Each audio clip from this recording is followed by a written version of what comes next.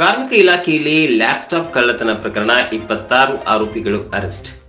ಕಾರ್ಮಿಕ ಇಲಾಖೆಯಲ್ಲಿ ಲ್ಯಾಪ್ಟಾಪ್ ಕಳ್ಳತನ ಪ್ರಕರಣಕ್ಕೆ ಸಂಬಂಧಿಸಿದಂತೆ ಹುಬ್ಬಳ್ಳಿಯ ಪೊಲೀಸರು 26 ಜನ ಆರೋಪಿಗಳನ್ನು ಅರೆಸ್ಟ್ ಮಾಡಿದ್ದಾರೆ. ಹಳೆ ಹುಬ್ಬಳ್ಳಿಯ ಪೊಲೀಸರು ಲ್ಯಾಪ್ಟಾಪ್ ಅನ್ನು ವಶಕ್ಕೆ ಪಡೆದಿದ್ದು, ಈ ಬಗ್ಗೆ ಪೊಲೀಸ್ ಕಮಿಷನರ್ ಮಾಧ್ಯಮಗಳಿಗೆ ಪ್ರತಿಕ್ರಿಯೆ ನೀಡಿದ್ದಾರೆ. ಕಾರ್ಮಿಕರ ಮಕ್ಕಳಿಗಾಗಿ ಇದ್ದ 101 ಲ್ಯಾಪ್ಟಾಪ್ ಕಳವಾಗಿದ್ವು. ಕಾರ್ಮಿಕ ಇಲಾಖೆ ಅಸಿಸ್ಟೆಂಟ್ ಕಮಿಷನರ್ ದೂರು ನೀಡಿದರು. ಸೆಪ್ಟೆಂಬರ್ ನಲ್ಲಿ ಬೆಳಗಾವಿಯಿಂದ ತಂದು ಕಾರ್ಮಿಕ ಇಲಾಖೆಯಲ್ಲಿ ಇಡಲಾಗಿತ್ತು. ಆಗಸ್ಟ್ನಲ್ಲಿ ಪರಿಶೀಲನೆ ಮಾಡಿದಾಗ ಕಳವಾಗಿದ್ದು ಬೆಳಕಿಗೆ ಬಂದಿದೆ. ಹಾವೇರಿ ಜಿಲ್ಲೆಯ ಕೂಲಿ ಕಾರ್ಮಿಕರಿಗೆ ನೀಡುವಂತೆ ಲ್ಯಾಪ್ಟಾಪ್ಗಳಾಗಿದ್ವು. ಸುಮಾರು 55 ಲಕ್ಷ ಮೌಲ್ಯದ HP ಕಂಪನಿಯ ಲ್ಯಾಪ್ಟಾಪ್ಗಳಾಗಿದ್ವು. ತನಿಖೆಯನ್ನು ಕೈಗೊಂಡವರು ಅನುಮಾನಾಸ್ಪದ ವ್ಯಕ್ತಿಗಳನ್ನ ವಿಚಾರಣೆ ನಡೆಸಿದ್ವಿ. ಅಲ್ಲೇ ಕೆಲಸ ಮಾಡುವ ದೀಪಕ್ ಮತ್ತು ಕೃಷ್ಣ ಕಳ್ಳತನ ಮಾಡಿದ್ರು. ಇಲಾಖೆಯಲ್ಲಿ ಮತ್ಯಾರದೋ ಸಹಾಯ ಮಾಡಿರೋ ಬಗ್ಗೆ ತನಿಖೆ ಮಾಡಿದ್ವಿ. ಇಬ್ಬರು SDA ಮತ್ತು ಗುತ್ತಿಗೆ ಆಧಾರದ ಮೇಲೆ ಕೆಲಸ ಮಾಡುವ 4 ಸಿಬ್ಬಂದಿಗಳು ಕೃತ್ಯವನ್ನ ಮಾಡಿದ್ದಾರೆ. 101 ಲ್ಯಾಪ್ಟಾಪ್ಗಳನ್ನು 6 ತಿಂಗಳ ಕಾಲದಲ್ಲಿ ಕದ್ದಿದ್ದಾರೆ. ಕಿಟಕಿಯಲ್ಲಿ ಹಿಡಿದು ಕದ್ದಿದ್ದಾರೆ. ಮೊದಲಿಗೆ 4 ಲ್ಯಾಪ್ಟಾಪ್ಗಳನ್ನು ಮಾರಾಟ ಮಾಡಿದ್ದಾರೆ. ಇಲಾಖೆಯಿಂದ ಮಾರಾಟ ಮಾಡೋಕೆ ಹೇಳಿದ್ದಾರೆ ಅಂತ ಮಾರಾಟ ಮಾಡಿದ್ದಾರೆ. ಇನ್ನುಳಿದ 16 ಜನ ಲ್ಯಾಪ್ಟಾಪ್ ಕಳ್ಳತನಕ್ಕೆ ಪ್ರೇರಣೆ ನೀಡಿದ ಹಿನ್ನೆಲೆ ವಶಕ್ಕೆ ಪಡೆದಿದ್ದೇವೆ. ತನಿಖೆಯಲ್ಲಿ 6 ಜನ ಇಲಾಖೆ ಸಿಬ್ಬಂದಿ ಸೇರಿ ಒಟ್ಟು 26 ಜನರನ್ನ ಬಂಧಿಸಲಾಗಿದೆ. 83 ಲ್ಯಾಪ್ಟಾಪ್ಗಳಲ್ಲಿ 2 ಆಟೋ, 2 ಬೈಕ್ ಹಾಗೂ 1 ಕಾರನ್ನು ವಶಕ್ಕೆ ಪಡೆದಿದ್ದೇವೆ. ಹಿರಿಯ ಅಧಿಕಾರಿಗಳ ಕೈವಾಡ ಈ ಕೃತ್ಯದಲ್ಲಿ ಕಂಡು ಬಂದಿಲ್ಲ. ಹಳೆ ಹುಬ್ಬಳ್ಳಿ ಪೊಲೀಸ್ ಠಾಣೆ ಇನ್ಸ್ಪೆಕ್ಟರ್ ಸುರೇಶ್ ಹಳ್ಳೂರ್ ತಂಡ ರಚಿಸಲಾಗಿತ್ತು ಎಂದು ಪೊಲೀಸ್ ಕಮಿಷನರ್ ವಿವರಣೆ ನೀಡಿದ್ದಾರೆ. ತಮಗೆಲ್ಲ ತಿಳಿದಿರುವಂತೆ ಹಳೆ ಹುಬ್ಬಳ್ಳಿ ಪೊಲೀಸ್ ಠಾಣೆಯಲ್ಲಿ ಇದೇ ತಿಂಗಳು ಒಂದು ಪ್ರಕರಣ ದಾಖಲಾಗಿತ್ತು. ಕಾರ್ಮಿಕ ಇಲಾಖೆಯಲ್ಲಿ ಕಾರ್ಮಿಕರ ಮಕ್ಕಳು ಯಾರು ಇರ್ತಾರೆ ಅವ್ರಿಗೆ ಡಿಸ್ಟ್ರಿಬ್ಯೂಟ್ ಮಾಡಲಿಕ್ಕೆ ಅಂತ ತಂದಿಟ್ಟಿದ್ದಂತಹ ಲ್ಯಾಪ್ಟಾಪ್ಸ್ ಸುಮಾರು 101 ಸಂಖ್ಯೆಯಲ್ಲಿ ಲ್ಯಾಪ್ಟಾಪ್ಸು ನಾಪತ್ತೆಯಾಗಿದೆ ಅಂತಂದು ಲೇಬರ್ ಡಿಪಾರ್ಟ್ಮೆಂಟ್ ಅಸಿಸ್ಟೆಂಟ್ ಕಮಿಷನರ್ ಅವರು ಕಂಪ್ಲೇಂಟನ್ನು ಕೊಟ್ಟಿದ್ದರು. ಈ ಲ್ಯಾಪ್ಟಾಪ್ಸು ಬೆಳಗಾವಿಯಿಂದ ತೊಗೊಂಬಂದು ಇಲ್ಲಿ ಕಾರ್ಮಿಕ ಭವನ ಏನಿದೆ, ಕಾರ್ಮಿಕ ಇಲಾಖೆಯ ಕಟ್ಟಡ ಏನಿದೆ, ಅದರಲ್ಲಿ ಒಂದು ಸ್ಟೋರ್ ರೀತಿಯಲ್ಲಿ ಏನು ಮಾಡ್ಕೊಂಡಿದ್ರು, ಅದರಲ್ಲಿ ಇಟ್ಟಂತಹ ಲ್ಯಾಪ್ಟಾಪ್ಸ್ ಆಗಿದ್ವು. ಮತ್ತು ಇವು ಹಾವೇರಿ ಜಿಲ್ಲೆಯ ಕೂಲಿ ಕಾರ್ಮಿಕರ ಮಕ್ಕಳಿಗೆ ಡಿಸ್ಟ್ರಿಬ್ಯೂಟ್ ಮಾಡುವಂಥ ಒಂದು ಲ್ಯಾಪ್ಟಾಪ್ಸ್ ಆಗಿತ್ತು. ಇದನ್ನು ಲಾಸ್ಟ್ ಸೆಪ್ಟೆಂಬರ್ ತಿಂಗಳಲ್ಲಿ ಬೆಳಗಾವಿಯಿಂದ ತಂದು ಇಟ್ಟಿರುವಂಥದ್ದು.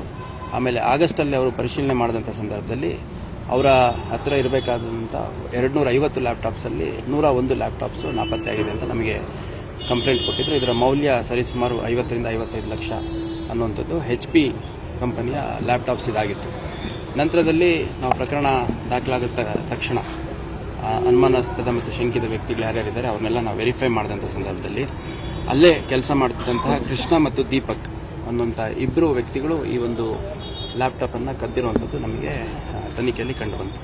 ಅದ್ರ ಜೊತೆಗೆ ಮತ್ತು ಇಲಾಖೆಯಲ್ಲಿ ಯಾರಾದರೂ ಇವರಿಗೆ ಸಹಕರಿಸಿದಾರಾ ಅಂತಂದು ನಾವು ನಿರಂತರವಾಗಿ ಬೇರೆ ಬೇರೆ ಮೂಲದಲ್ಲಿ ವಿಚಾರಣೆ ಮಾಡಿ ಮತ್ತು ತಾಂತ್ರಿಕ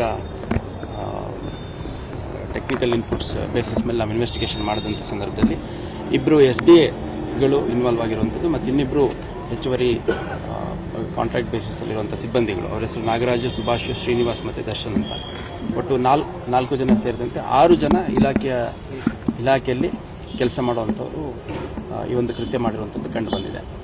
ಈ 101 ಲ್ಯಾಪ್ಟಾಪ್ಸ್ಗಳನ್ನು ಅವರು ಒಂದೇ ದಿವಸ ಕದ್ದಿರುವಂಥದ್ದಲ್ಲ, ಸರಿಸುಮಾರು ಒಂದು 6 ತಿಂಗಳು ಪೀರಿಯಡಲ್ಲಿ ಕದ್ದಿರುವಂಥದ್ದು ನಮ್ಮ ತನಿಖೆಯಲ್ಲಿ ಕಂಡು ಬಂದಿದೆ. ಮತ್ತು ಈ ಒಂದು ಸ್ಮಾಲ್ ವೆಂಟಿಲೇಷನ್ಗೆ ಅಂತ ಸ್ಲೈಡಿಂಗ್ ವಿಂಡೋ ಇರುವಂಥ ಒಂದು ವಿಂಡೋ ಇದೆ. ಆ ವಿಂಡೋದಲ್ಲಿ ಇಳಿದ್ಬಿಟ್ಟು ಇವರು ಕದ್ದಿರುವಂಥದ್ದು. ಅಲ್ಲಿ ನೈಟ್ ಗಾರ್ಡ್ ಇರ್ತಾರೆ, ಹಾಗಾಗಿ ಡೇ ಟೈಮಲ್ಲಿ ಕದಿಬೇಕು. ಡೇ ಟೈಮಲ್ಲಿ ಕದಿಬೇಕು ಅಂತಂದಾಗ ಹಾಲಿಡೇಸ್ ಮತ್ತು ವೀಕೆಂಡ್ ಇದ್ದಂಥ ಸಂದರ್ಭದಲ್ಲಿ ಈ ಒಂದು ಕೃತ್ಯಗಳನ್ನು ಮಾಡಿರುವಂಥದ್ದು. ಪ್ರಾರಂಭದಲ್ಲಿ ಒಂದು 4-5 ಲ್ಯಾಪ್ಟಾಪ್ಸ್ ತೊಗೊಂಡು ಹೋಗ್ಬಿಟ್ಟು ಅದನ್ನು ಸೆಲ್ ಮಾಡಲಿಕ್ಕೆ ಪಾರ್ಟಿಗಳನ್ನ ಹುಡುಕಿದ್ದಾರೆ. ಆ ಪಾರ್ಟಿಗಳು ಸಿಕ್ಕಂಥವ್ರು ಭಾಳ ಕಡಿಮೆ ರೇಟಿಗೆ ಇದೆ, 55,000 ರೂಪಾಯಿ ಲ್ಯಾಪ್ಟಾಪ್ನ ಕೇವಲ 10,000, 12,000, 15,000 ಈ ಥರ ಮೊತ್ತದಲ್ಲಿ ನಮ್ಮ ಕಂಪ್ನಿ ಒಂದರಲ್ಲಿ ಪ್ರಾರಂಭದಲ್ಲಿ ಹೇಳಿದೆ, ಒಂದು ಕಂಪ್ನಿದು ನಮಗೆ ಹೋಲ್ಸೇಲಲ್ಲಿ ಬೈ ಮಾಡಿದ್ದೀವಿ ಅಂತ. ನಂತರದಲ್ಲಿ ಹಿಂಗೆ ಇಲಾಖೆದನೇ ನನಗೆ ಮಾರಾಟ ಮಾಡಿಬಿಟ್ಟು ಇದು ಮಾಡಲಿಕ್ಕೆ ಕೊಟ್ಟಿದ್ದಾರೆ ಅನ್ನೋ ಟೈಪ್ ಒಬ್ಬೊಬ್ರಿಗೆ ಒಂದೊಂದು ರೀತಿ ಹೇಳಿದ್ದಾರೆ. ನಂತರದಲ್ಲಿ ಯಾರು ಕಾಂಟ್ಯಾಕ್ಟ್ ಆಗ್ತಾರೆ ಅವರಿಗೆ 3-4 ಲ್ಯಾಪ್ಟಾಪ್ ಫಸ್ಟಿಗೆ ಕೊಟ್ಟಿದ್ದಾರೆ.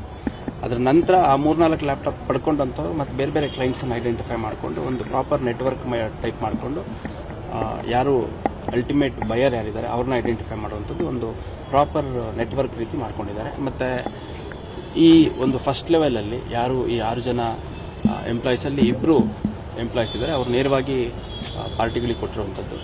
ಆ ಫಸ್ಟ್ ಲೆವೆಲಲ್ಲಿ ಇದ್ದಂತಹ ಸುಮಾರು 16-17ಕ್ಕೂ ಹೆಚ್ಚು ಜನ ಆರೋಪಿಗಳು ಯಾರಿದ್ದಾರೆ ಅವ್ರನ್ನ ಕೂಡ ನಾವು ವಶಕ್ಕೆ ತಗೊಂಡು ವಿಚಾರಣೆ ಮಾಡಿದಂಥ ಸಂದರ್ಭದಲ್ಲಿ ಅದು ಕಳ್ಳತನದ ಲ್ಯಾಪ್ಟಾಪ್ ಅಂತ ಗೊತ್ತಿದ್ದಾಗ್ಯೂ ಕೂಡ ಇವರೇ ಅಡ್ವಾನ್ಸ್ ಕೊಟ್ಬಿಟ್ಟು, ಅಂದರೆ ಇನ್ನೊಂದು 2 ಲ್ಯಾಪ್ಟಾಪ್ ಬೇಕು, ನಮಗೆ 3 ಲ್ಯಾಪ್ಟಾಪ್ ಬೇಕು, ಆ ಥರ 5,000, 10,000, 6,000, 5,000 ಈ ಥರ ಎಲ್ಲ ಅಡ್ವಾನ್ಸ್ಗಳನ್ನ ಕೊಟ್ಟು ಕದಿಯೋದಕ್ಕೆ ಪ್ರೇರೇಪಣೆ ಕೂಡ ಮಾಡಿರುವಂಥದ್ದು.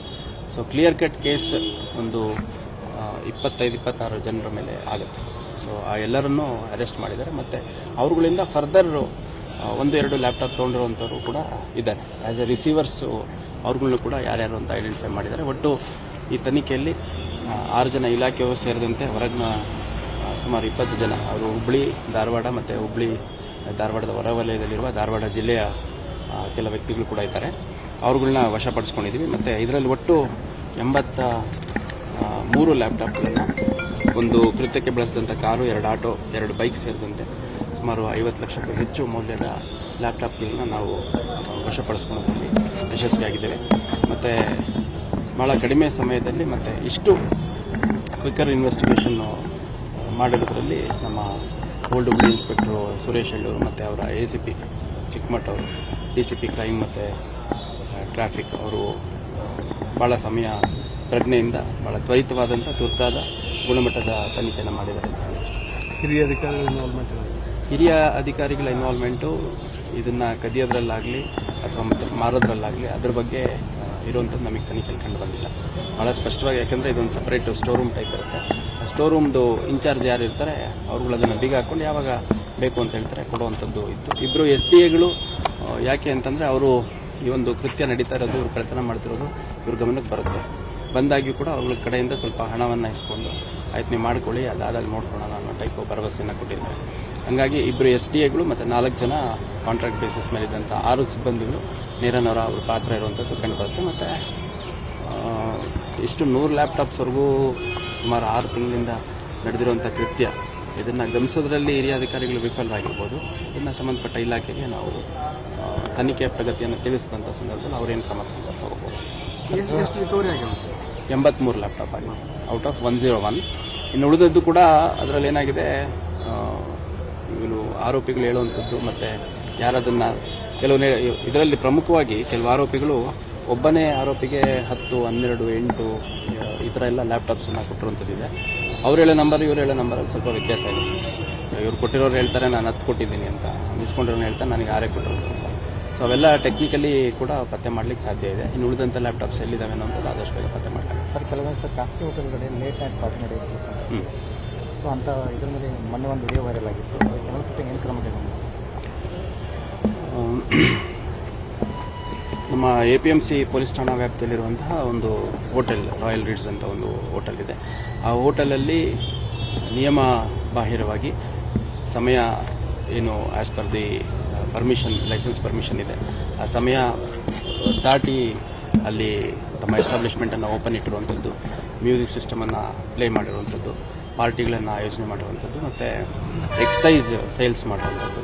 ಸೊ ಅದು ವೈಲೇಷನ್ ಇರೋದ್ರ ಹಿನ್ನೆಲೆಯಲ್ಲಿ ನಮ್ಮ APMC ಪೊಲೀಸ್ ಠಾಣಾ ವ್ಯಾಪ್ತಿಯಲ್ಲಿ ಒಂದು ಪ್ರಕರಣವನ್ನು ದಾಖಲು ಮಾಡ್ಕೊಂಡಿದ್ದೀವಿ. ಪ್ರಕರಣ ದಾಖಲು ಮಾಡಿಕೊಂಡು ಆ ಒಂದು ಹೋಟೆಲ್ಗೆ ಸಂಬಂಧಪಟ್ಟಂಥ DVRನ್ನು ನಾವು ಸೀಸ್ ಮಾಡಿಕೊಂಡು ತನಿಖೆಯನ್ನು ಮಾಡ್ತಾಯಿದ್ದೀವಿ. ಅದರಲ್ಲಿ ಮುಖ್ಯವಾಗಿ ನಮಗೆ ಸದ್ಯದ ಮಾಹಿತಿ ಪ್ರಕಾರ ಕಂಡು ಬಂದಿರುವಂಥದ್ದು, ಒಂದು ಅಕ್ಕಪಕ್ಕದವರು ಭಾಳಷ್ಟು ಜನ ಅಲ್ಲಿ ಲೇಟ್ ನೈಟ್ ಕೂಡ ವೆಹಿಕಲ್ಸ್ ಓಡಾಡೋದ್ರಿಂದ ಅಲ್ಲಿ ನಮಗೆ